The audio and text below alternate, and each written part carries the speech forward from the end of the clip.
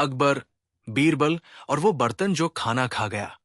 मुगल सल्तनत की राजधानी आगरा की सुबह आम दिनों जैसी थी। चहचहाते पक्षी, हल्की धूप और महलों की दीवारों पर रोशनी की सुनहरी चादर। लेकिन आज कुछ अलग था। बादशाह अकबर के महल के रसोई घर से अफरात फरी की आवाजें आ रही थी। रसोई का प्रमुख खानसामा अब्दुल घबराया हुआ सीधा दरबार की ओर भागा।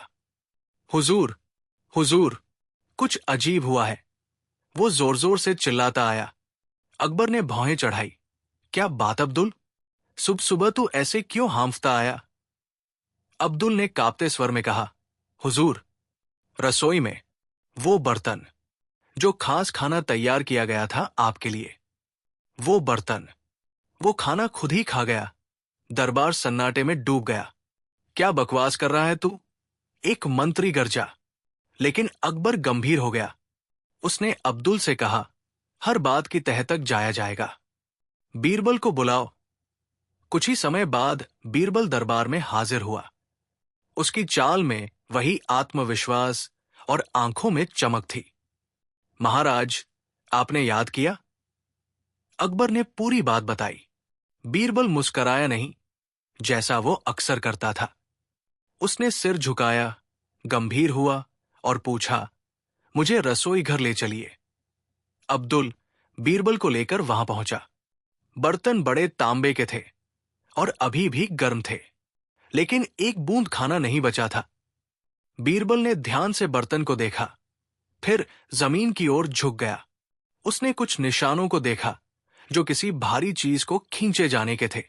उसने धीरे से कहा, ये बर्तन खुद नहीं चले, किसी ने इन्हें ले जाकर फिर वही रख दिया है। पर कैसे? अब्दुल ने पूछा। बीरबल ने जमीन पर उंगली रखी और मुस्कराया, जैसे कोई बर्तन भूखा हो और खाना खा जाए। बीरबल ने आदेश दिया कि रसोई के आसपास 2 दिन तक कोई आवाजाही न हो। उसने वही एक छुपा हुआ कक्ष बनवाया, जिसमें वह रात में छिपकर देख सके कि बर्तन कैसे खाना खाते हैं। पहली रात कुछ नहीं हुआ। दूसरी रात बीरबल ने देखा, रसोई में धीमे धीमे कोई परछाई घुसती है। वो बहुत तेज नहीं चल रही थी, लेकिन किसी अजीब सी चाल में बर्तन की ओर बढ़ रही थी। बीरबल अपनी जगह पर स्तब्ध रह गया। बर्तन खुद खिसकते हुए कोने की ओर बढ़े और अचानक गायब हो गए। बीरबल भागकर पहुंचा। देखा, जमीन पर एक झीनी दरार थी। वह दरार दीवार के अंदर एक सुरंग में खुलती थी। बीरबल अगले दिन बादशाह को सब बताता है, लेकिन सुरंग में अकेले जाने की अनुमति मांगता है।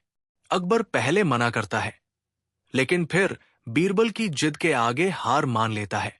बीरबल एक मशाल के साथ सुरंग में उतरता है। सुरंग बहुत लंबी थी और ठंडी हवा बह रही थी। दीवारों पर पुराने नक्शे और कुछ अजीब भाषा में लिखी इबारतें थीं। लगभग आधे घंटे चलने के बाद वो एक बड़े कमरे में पहुंचता है। वहां 7 लोग बैठे हुए थे और सबने रसोई के बर्तन जैसे कपड़े पहने हुए थे। एक बूढ़ा आदमी बोला, तो तू आ ही गया बीरबल, हमें पता था तू आएगा। बीरबल चौंकता है। तुम लोग कौन हो? बूढ़ा आदमी बताता है, हम 7 कभी इस महल के गुप्त खानसामे थे, अकबर के दादा के समय से। पर एक साजिश में हमें बेगुनाह फंसाकर सुरंग में कैद कर दिया गया। अब हम सिर्फ वही खाते हैं जो राजमहल में पकता है, क्योंकि वहीं से हमारी आत्माएं जुड़ी हैं। बीरबल अविश्वास से देखता है, क्या तुम लोग इंसान हो या आत्माएं? बूढ़ा हंसता है, यह रहस्य ही तो है जिसे तू कभी नहीं समझेगा। बीरबल को वे लोग एक पुराना दस्तावेज दिखाते हैं, जिसमें दरबार की कई साजिशें लिखी हैं, जिसमें कुछ वर्तमान मंत्री भी शामिल हैं। दस्तावेज में लिखा है कि कैसे हर 50 साल बाद महल के बर्तन भोजन खुद खा जाते हैं, और असल में ये पवित्र रसोई की आत्माएं आती हैं न्याय पाने। बीरबल वापस जाता है, लेकिन अकबर को सब नहीं बताता। वो केवल यही कहता है, महाराज, अब बर्तन कभी खुद खाना नहीं खाएंगे, लेकिन दरबार में कुछ लोग ऐसे हैं जो इस राज्य की भूख मिटा रहे हैं। अकबर चौंकता है, कौन लोग? बीरबल धीरे से मुस्कुराता है। वक्त आने पर सब सामने आ जाएगा। अगले कुछ हफ्तों में बीरबल एक एक मंत्री की गतिविधियों पर नजर रखता है। उसने विशेष भोजन बनवाया जिसमें कुछ विशेष चीजें थी। एक हल्का सा रसायन जिससे पता चल सके कि किसने क्या खाया। रात में वो फिर सुरंग में गया और इस बार वहां सिर्फ 6 लोग थे। एक कम क्यों? बीरबल ने पूछा। बूढ़ा बोला, एक ने अब शरीर धारण कर लिया है। दरबार के भीतर बीरबल समझ चुका था, उनमें से एक आत्मा अब दरबार में मंत्री बनकर बैठा है। उसने एक योजना बनाई। उसने विशेष भोज आयोजित करवाया और सभी मंत्रियों को बुलाया। भोजन के बाद बीरबल ने सबके होठों पर हल्का सा चूर्ण लगाया और तब एक मंत्री का मुंह नीला हो गया। दरबार में सन्नाटा। यही है वो आत्मा जो अब शरीर में है, बीरबल बोला। मंत्री बोला, तुम जीत गए बीरबल, पर क्या तुम जानते हो इस आत्मा का जन्म क्यों हुआ? बीरबल, साजिश के खिलाफ न्याय के लिए। मंत्री ने एक रहस्यमयी मुस्कान दी और बोला, मैं जाऊंगा। एक दिन बर्तन फिर खाना खाएंगे। समय बीत चुका था। अकबर अब बूढ़ा हो चला था। बीरबल की मृत्यु को भी कई वर्ष हो चुके थे, लेकिन उसकी चतुराई, बुद्धिमत्ता और रहस्य सुलझाने की कला अब भी किस्सों में जीवित थी। दरबार में अब नया राजगुरु था, राघवदत्त। बड़ा ज्ञानी, संयमी और प्रभावशाली पुरुष। लेकिन बीरबल के जाने के बाद दरबार की एक बात सभी को खलती थी। सवाल उठते तो थे, पर कोई उत्तर देने वाला नहीं था। बीरबल के पोते चंद्रबीर, जो मात्र 16 वर्ष का था, अकबर की विशेष देखरेख में पला बढ़ा। तेज, शांत और गंभीर स्वभाव वाला। एक दिन वो महल की पुरानी लाइब्रेरी में बीरबल की एक डायरी ढूंढ निकालता है। डायरी के पन्नों में एक जगह लिखा था, रसोई के वो बर्तन फिर से गर्म हो सकते हैं जब राजमहल की आत्मा दोबारा भूख महसूस करे। चंद्रबीर ने वो वाक्य कई बार पढ़ा और तभी अचानक लाइब्रेरी के एक कोने की ईंट जमीन में धंसी और नीचे एक गुप्त कक्ष खुल गया। कक्ष में बीरबल के पुराने कपड़े, तलवार, नक्शे और कुछ हस्तलिखित पत्र थे। एक मुहरबंद लिफाफे पर लिखा था, खोले केवल वही जो आत्मा को पहचानता हो, न केवल शरीर को।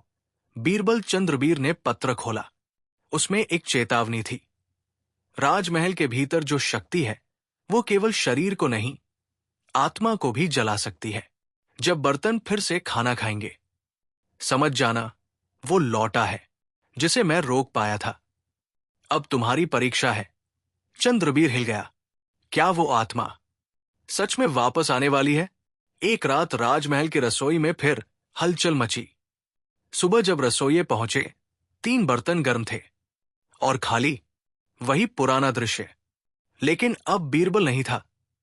राजगुरु राघवदत्त ने इसे महज भ्रम कहा। पुरानी बातें फिर से न दोहराओ। आत्माएं नहीं लौटती। लेकिन चंद्रबीर जानता था, ये शुरुआत है। उस रात चंद्रबीर ने वैसा ही किया जैसा उसके दादा बीरबल ने वर्षों पहले किया था। रसोई के पास छुपकर इंतजार किया। रात के तीसरे पहर उसने दीवारों से आती आवाजें सुनी। उसने कान लगाकर सुना, आत्मा अधूरी है, अब उसे पूरा किया जाएगा। एक तेज हवा का झोंका आया और बर्तन सरकने लगे। चंद्रबीर ने अपने साथ मशाल ली और सुरंग में उतर गया। पर इस बार सुरंग बदल चुकी थी। ये और गहरी और अंधेरी थी। वो एक जगह पहुंचा जहां बीरबल के बनाए 7 पत्थर के सिंहासन थे, लेकिन उनमें से एक सिंहासन टूट चुका था और वहां खड़ा था वही मंत्री जो आत्मा बन गया था। तू आ गया, बीरबल का अंश। चंद्रबीर स्तब्ध। तू वही है जिसने कहा था कि कहानी खत्म नहीं हुई। आत्मा हंसी। कहानी अभी शुरू हुई है। मुझे जिस शरीर की जरूरत थी वो मुझे मिल चुका है, राघवदत्त। चंद्रबीर चौंक गया। राजगुरु, वो तुम्हारा साधन है? हां, उसी ने मुझे पुनः बुलाया, क्योंकि अब वो सत्ता चाहता है। पर मैं अकेला नहीं लौटा। और तभी सुरंग की दीवारें थरथराई। चार और परछाइयां उभरी। सब बर्तन से निकली आत्माएं थी। चंद्रबीर जानता था अकेले वो इनसे नहीं जीत सकता। उसने बीरबल की डायरी में पढ़ा था कि आत्माओं से लड़ाई तलवार से नहीं, मन से होती है। उसने कुछ विश्वास पात्रों को इकट्ठा किया, पुरानी पांडुलिपियों, वैदिक मंत्रों और तांत्रिक रहस्यों को पढ़ा। जिन्हें भूख आत्मा की हो, उनका पेट शब्दों से भर सकता है। चंद्रबीर ने योजना बनाई। एक सवाल पूछा जाएगा जो आत्मा को भी हिला दे। चंद्रबीर ने दरबार में विशेष यज्ञ का आयोजन करवाया। सबको आमंत्रित किया गया। राघवदत्त भी आया। चंद्रबीर ने यज्ञ के बीच सबके सामने पूछा, यदि एक आत्मा अपना जीवन पुनः पाए तो क्या उसे पहले की सजा मिलनी चाहिए या नया अवसर? दरबार में सन्नाटा। राघवदत्त धीरे से मुस्कराया। पुरानी सजा का कोई मूल्य नहीं अगर नया जीवन है। चंद्रबीर ने उत्तर दिया, तभी आत्मा पाप दोहराती है। और तभी राघवदत्त कांपने लगा। उसकी आंखें जलने लगी और फिर उसकी देह से निकलती एक काली छाया गूंज उठी, तेरा दिमाग तेज है, तू बीरबल का सच्चा उत्तराधिकारी है। आत्माएं वापस सुरंग की ओर चली गई। राघवदत्त जमीन पर गिर गया, बेहोश। लेकिन जाते जाते आत्मा ने कहा, जब भी न्याय सोएगा, भूख फिर जगेगी, बर्तन फिर से गर्म होंगे। चंद्रबीर की मृत्यु को वर्षों बीत चुके थे। उसका नाम अब लोक कथाओं में दर्ज था, जैसे उसके दादा बीरबल का। लेकिन वो रहस्य जो सुरंगों में गूंजता था, वो अभी भी जीवित था। अब कहानी की नायिका है मायरा, चंद्रबीर की परपोती। मायरा एक तेजतर्रार, तर्कशील लेकिन आध्यात्मिक युवती थी। उसे इतिहास में गहरी दिलचस्पी थी, खासकर अपने पूर्वज बीरबल और चंद्रबीर के रहस्यों में। वो महल की पुरानी लाइब्रेरी में अक्सर समय बिताया करती। वहां की धूल भरी किताबों में अतीत की परछाइयां खोजती। एक दिन उसे एक किताब मिली जिसका शीर्षक था भूख की तीसरी दस्तक। किताब में सिर्फ 3 पंक्तियां थी।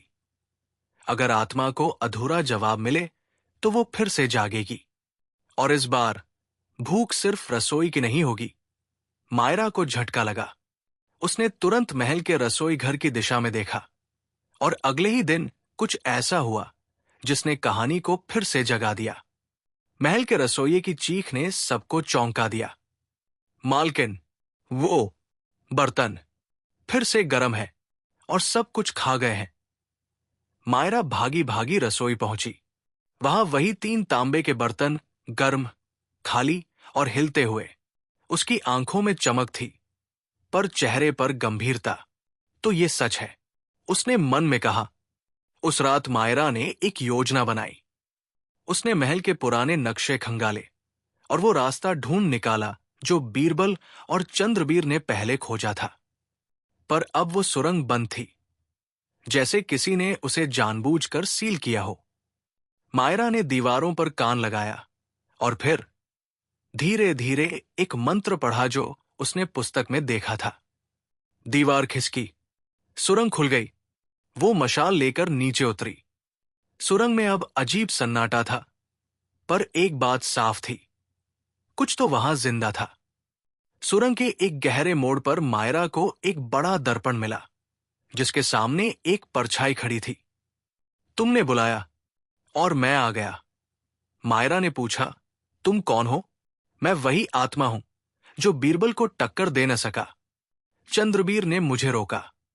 पर तुम, क्या तुम वैसी हो? मायरा ने कहा, मैं सवालों का जवाब देती नहीं, सवाल करती हूं।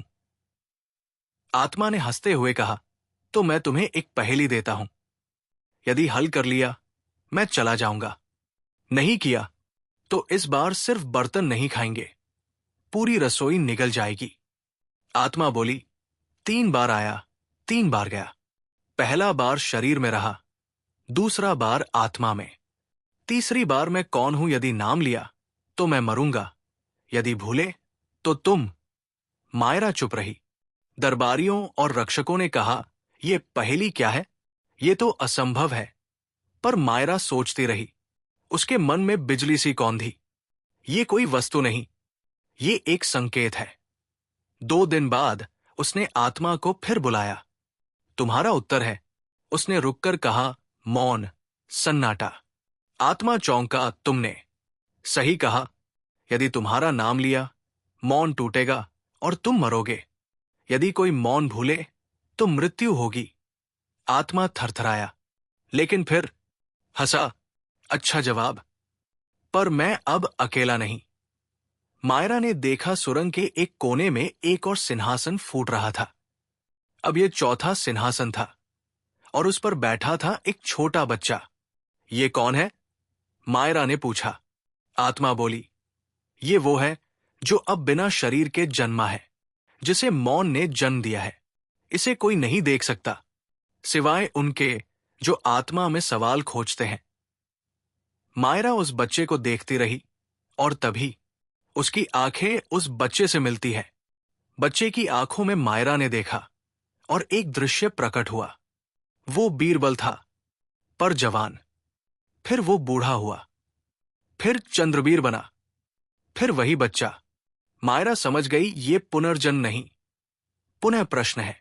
हर युग में एक सवाल आता है और हर युग में एक उत्तर। बच्चे ने बोला, अब तुझसे सवाल होगा। यदि सवाल ही उत्तर बन जाए तो उत्तर क्या कहेगा? मायरा मुस्कराई।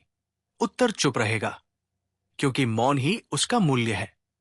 आत्मा धीमे धीमे मिटने लगी। बच्चे ने सिर झुकाया। तुम बीरबल की परंपरा हो। मैं अब वापस नहीं आऊंगा, लेकिन कभी भी कोई भूल गया मौन, तो फिर मैं लौटूंगा। और भूख इस बार आत्मा की नहीं, सवाल की होगी। रात का आसमान, चंद्रमा, तारे और नीचे शांत महल। मायरा अपनी डायरी में लिख रही थी। 3 भूखें थी।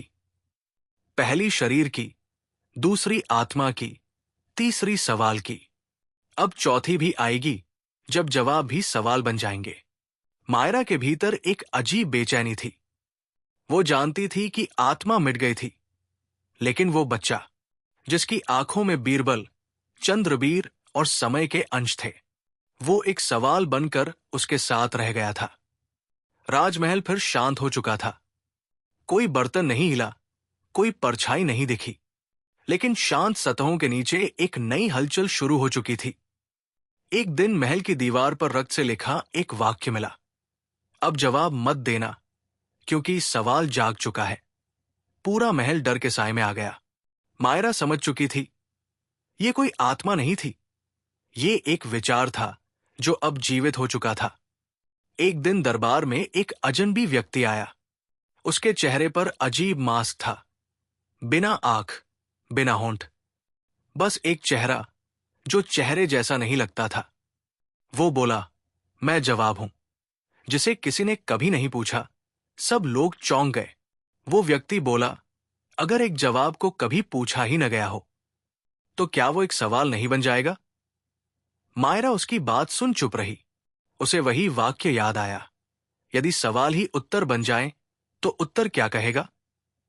मायरा ने महल की लाइब्रेरी में एक नई पांडुलिपि पाई। उसमें लिखा था, जब चौथा सिंहासन टूटा, 5वां बना। पर 5वां कोई आत्मा नहीं, बल्कि एक प्रतिबिंब है। ऐसा उत्तर जिसे कभी सवाल नहीं मिला। उसके नीचे एक चित्र था, वही नकाबपोश अजनबी। मायरा समझ चुकी थी, वो अजनबी कोई और नहीं, बल्कि प्राचीन सवालों का एक खोया हुआ उत्तर था, जो अब सवाल बन चुका है। और ये सवाल अब किसी का जवाब नहीं चाहता था, वो खुद को जवाब मानता था। राजा का बेटा अचानक लापता हो गया। उसके कक्ष में एक पर्चा मिला, एक उत्तर खो गया है, उसे वापस मत लाना। अगर लाओगे तो बाकी सारे सवाल मर जाएंगे। मायरा को सब समझ आ गया। वो आत्मा, वो बच्चा अब इस नकाबपोश में बदल चुका है। वो कोई इंसान नहीं, बल्कि विचार की वो शक्ति बन गया है जो सब कुछ निगल सकती है। वो चुपचाप सुरंगों में उतरी। अब वहां 7 सिंहासन नहीं, बल्कि 7 आईने थे। हर आईने में एक चेहरा था। वो बच्चा नकाबपोश एक अधूरी रसोई और एक बिल्कुल काला आईना, जिसमें कुछ भी नहीं दिखता। मायरा उस काले आईने के पास पहुंची, तभी वो फूट पड़ा और अंदर से वही नकाबपोश निकला।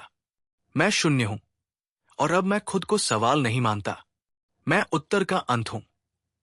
नकाबपोश मायरा को 3 विकल्प देता है। वो राजा के बेटे को लौटा सकती है, पर वो कभी कुछ पूछ नहीं पाएगा। वो नकाबपोश को मिटा सकती है, पर उसके साथ सब यादें भी चली जाएंगी। या फिर वो खुद सवाल बन जाए और जवाब खोजने की प्रक्रिया का हिस्सा बनी रहे। मायरा चुप रही। उसने एक दीप जलाया और कहा, सवाल को मिटाया नहीं जा सकता, पर उसे बदल सकते हैं। अगर जवाब बदलते हैं तो सवाल भी। मायरा ने महल के बीचों बीच एक मंच बनवाया और वहां एक अद्भुत प्रश्न सभा आयोजित की। हर दरबारी, आमजन, विद्वान, साधु, यहां तक कि बच्चे भी आ सकते थे। बस एक शर्त थी, तुम एक सवाल पूछो पर उसका जवाब खुद नहीं दो। पूरे शहर में हलचल मच गई। लोग सवाल लेकर आए और जवाबों की तलाश में लौटे। नकाबपोश भी वहां आया और बोला, मैं एक ऐसा जवाब हूं जिसे अब कोई पूछता ही नहीं। क्या तुम मेरा सवाल बनोगी? मायरा मुस्कराई, नहीं, मैं सिर्फ वो मौन हूं जो सवाल को जवाब तक पहुंचाता है।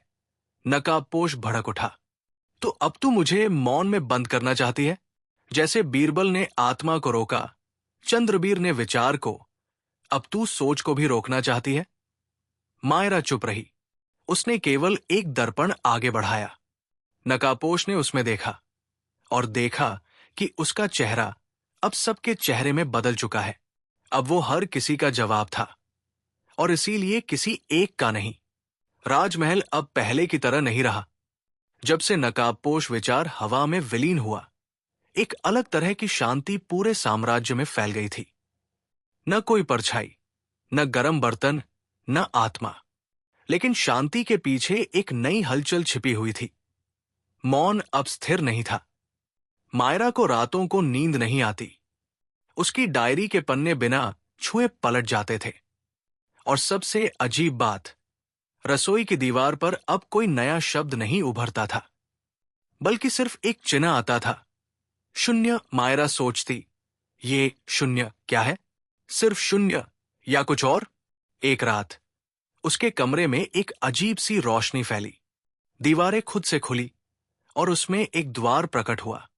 वो द्वार कहीं नहीं जाता था, लेकिन फिर भी खिंचाव ऐसा था मानो वो सब कुछ निगल लेगा। उसने देखा, द्वार पर वही चिन्ह उभरा था, शून्य, और एक ध्वनि गूंजी, तू जवाब बन गई, पर अब तुझे खुद से मिलना है। जहां कोई सवाल नहीं, वहां भी एक उत्तर छिपा है। वहां है शून्य। मायरा उस द्वार से गुजरी। आंखें खुली थी, पर कुछ दिखता नहीं था। चारों ओर सिर्फ मौन।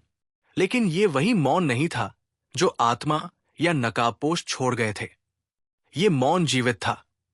वो उसे महसूस कर सकती थी, उसकी धड़कनें गिन सकती थी। और तभी एक आवाज आई, तू यहां क्या खोजने आई है, जहां कोई सवाल नहीं? मायरा बोली, मैं खुद को खोजने आई हूं। क्योंकि जो जवाब खुद को न जाने, वो कैसे किसी और का उत्तर देगा? एक प्रकाश उभरा, एक विशाल दर्पण, लेकिन उसमें मायरा की परछाई नहीं दिख रही थी। वो आवाज फिर आई, ये वो दर्पण है जो केवल खालीपन दिखाता है, और केवल वही इसे पार कर सकता है जो खुद को भी खो चुका हो। मायरा दर्पण को देखती रही। फिर उसने अपनी डायरी, अपनी अंगूठी, अपने कपड़े सब उतार दिए। अब वो केवल एक अस्तित्व थी, बिना पहचान के। और तभी दर्पण के पार रास्ता खुल गया। दर्पण के पार एक चौखट पर खड़ा था बीरबल, पर वो वही बीरबल नहीं था जिसे इतिहास जानता है।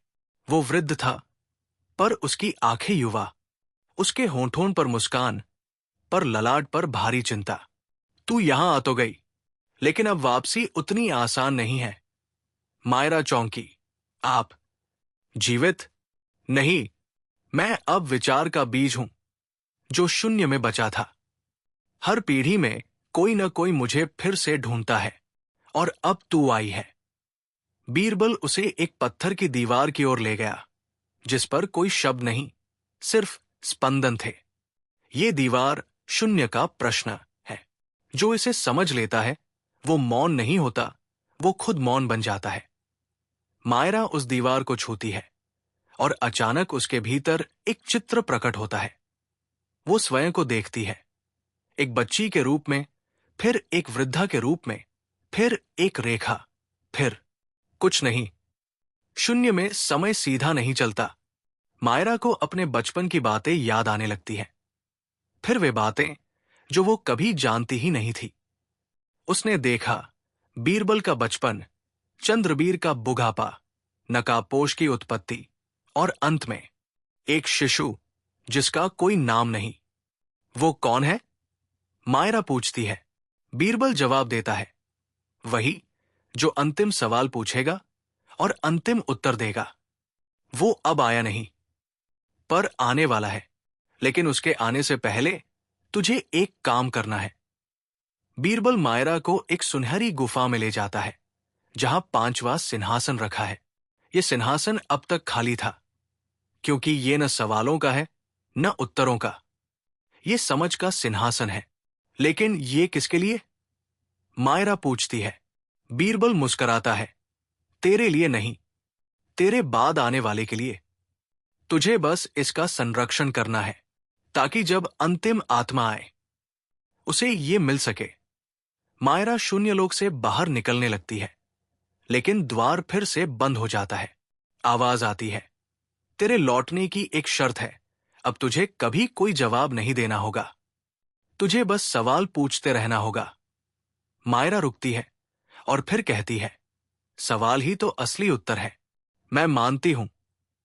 द्वार खुल जाता है और वह लौट आती है। मायरा शांत है, लेकिन उसके भीतर कुछ बदल चुका है। वो दरबार में आती है और अब हर दरबारी से एक ही सवाल पूछती है, तुम अब तक क्या नहीं पूछ पाए? और हर किसी को खुद को देखना पड़ता है। राजा, रसोइये, राजगुरु, सब सवालों से भरने लगते हैं। और तभी एक बालक महल में प्रवेश करता है। उसकी आंखें चंद्रबीर जैसी है, चाल बीरबल जैसी। और वो कहता है, मैं भूख नहीं, मैं प्यास हूं, उत्तर की नहीं, समझ की। राजमहल के दक्षिणी द्वार पर एक अजीब दृश्य देखा गया। एक 9 से 10 साल का बालक, जिसके कपड़े धूल में सने थे, बाल उलझे हुए, पर आंखें जैसे किसी ने पूरा ब्रह्मांड देख लिया हो। राज प्रहरी ने पूछा, कौन हो तुम? बालक बोला, मैं वो उत्तर हूं, जिसे अब तक कोई पूछ नहीं पाया। उसे तुरंत मायरा के सामने लाया गया। मायरा ने जब उसे देखा तो उसकी आंखें कांप उठीं। उसे वो बच्चा याद आया जिसे उसने शून्य लोक में देखा था। बालक बोला, अब सवालों की भूख खत्म नहीं होगी, क्योंकि उत्तर ने खुद को तोड़ दिया है। और अब हर जवाब एक भ्रम होगा। मायरा ने पूछा, क्या तुम बीरबल हो? बालक ने सिर हिलाया, मैं वो हिस्सा हूं जो बीरबल ने पीछे छोड़ा था। न तो आत्मा, न विचार, मैं हूं संशय। महल की पुरानी सुरंगों में, जहां समझ का 5वां सिंहासन था, अचानक कंपन होने लगा। मायरा दौड़कर वहां पहुंची। सिंहासन पर वही शून्य का चिन्ह प्रकट हुआ, लेकिन इस बार उसके भीतर शब्द बनने लगे। जो उत्तर अपने आप पर विश्वास खो दे, वही सवाल बन जाता है। और जब सवाल खुद को समझ नहीं पाए, तब जन्म होता है संशय का। बालक मायरा को एक नए द्वार की ओर ले गया। ये शून्य लोक नहीं था, बल्कि एक ऐसी जगह जहां समय उल्टा चलता था, प्रश्न गूंगे थे और उत्तर बहरे। हर दीवार पर कुछ अधूरे वाक्य थे। मैं हूं, क्यों नहीं, यदि वह, लेकिन कोई अंत नहीं। मायरा ने कहा, यह क्या जगह है? बालक बोला, ये वो जगह है जहां विचार अधूरे रहते हैं। ये संशय लोक है। संशय लोक में प्रवेश करने के लिए 3 दरवाजे थे। हर एक दरवाजे के बाहर एक पंक्ति लिखी थी, पहला द्वार, जो तुम सोचते हो वही तुम हो। दूसरा द्वार, क्या तुम वो हो जो कभी नहीं कहा गया? तीसरा द्वार, अगर मैं उत्तर हूं तो तू क्या है?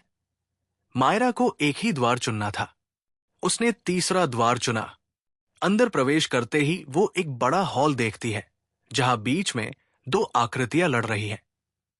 एक बीरबल की तरह दिखती है, दूसरी चंद्रबीर जैसी। बालक बोला, ये दोनों बीरबल के भीतर के पक्ष है, एक जो सिर्फ तर्क था, दूसरा जो सिर्फ विश्वास। इनका द्वंद्व कभी नहीं रुका। और अब तुझे फैसला करना होगा, क्या बीरबल अब केवल विचार बनकर रहेगा या फिर इंसान बनकर लौटेगा।